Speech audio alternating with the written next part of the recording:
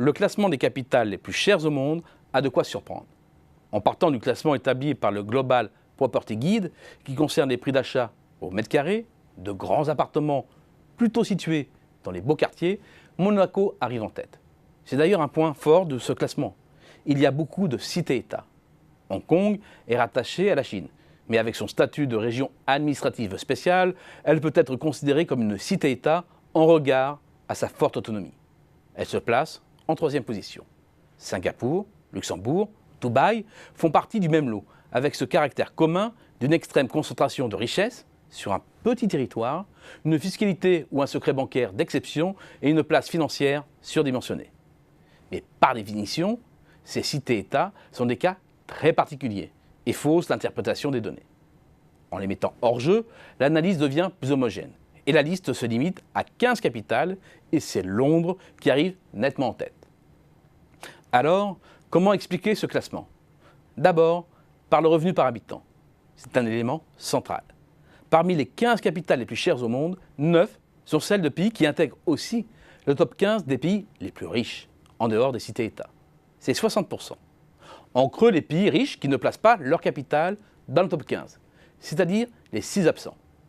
Il y a un quatuor de petites économies européennes, situées au nord. Pourquoi pas? La taille de ces économies est réduite, ce qui limite les effets d'agglomération. En revanche, la présence des États-Unis ou du Canada dans cette shortlist d'absents signale que la taille du marché n'est pas le seul levier de cherté des capitales. D'ailleurs, Pékin ne fait pas partie non plus du classement. A contrario, la présence de Londres, et il faudrait rajouter de Paris, au top des capitales les plus chères, souligne la conjonction des conditions qui propulsent une capitale au rang de hub mondial. Ce sont deux capitales que l'on peut qualifier de complètes, car elles disposent de 4 grandes caractéristiques.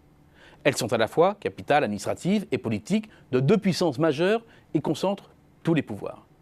Elles sont aussi un poumon économique essentiel de leur pays, ou au cœur de la région la plus prospère. Ce sont aussi des centres culturels avec un patrimoine sans équivalent, ce qui en fait des hauts lieux touristiques. Ce sont aussi, toutes les deux, des villes étudiantes. Et il faudrait même certainement rajouter une dernière dimension. Ces capitales sont des aimants sans rival sur leur territoire national. Et la demande immobilière est supérieure à l'offre. Tokyo s'apparente aussi à une capitale complète. Principal centre politique, économique et financier du Japon, Tokyo ne peut pas en revanche rivaliser en matière touristique et attire moins les étrangers que Paris ou Londres. Et c'est bien souvent parce qu'il manque l'un de ces éléments que des capitales se trouvent distancées. En Europe, Rome est ainsi concurrencée par Milan, considéré comme le poumon industriel, commercial, financier et universitaire de l'Italie. Berlin l'est par Munich et Madrid par Barcelone. Aux États-Unis, Washington est absente des classements, mais New York est la 3e ville la plus chère au monde. Et Ottawa est totalement distancée par Toronto, qui est la véritable capitale économique du Canada. Les exemples ne manquent pas. Et si les prix de l'immobilier sont le reflet de la position stratégique des hubs européens dans les réseaux du monde, alors cela renvoie à une autre image de notre vieille Europe, qui fait mieux que tenir son rang en tant que carrefour et pôle d'attraction des compétences au cœur de la mondialisation.